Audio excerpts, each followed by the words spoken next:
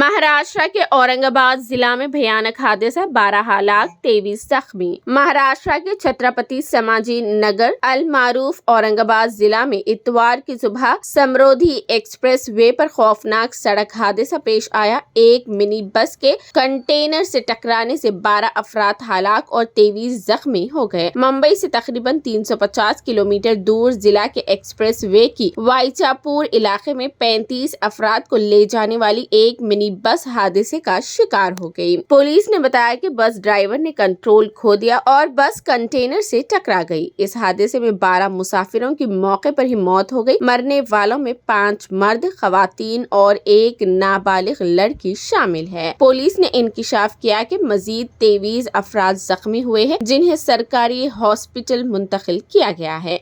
मजीद तफसीलात का इंतजार है।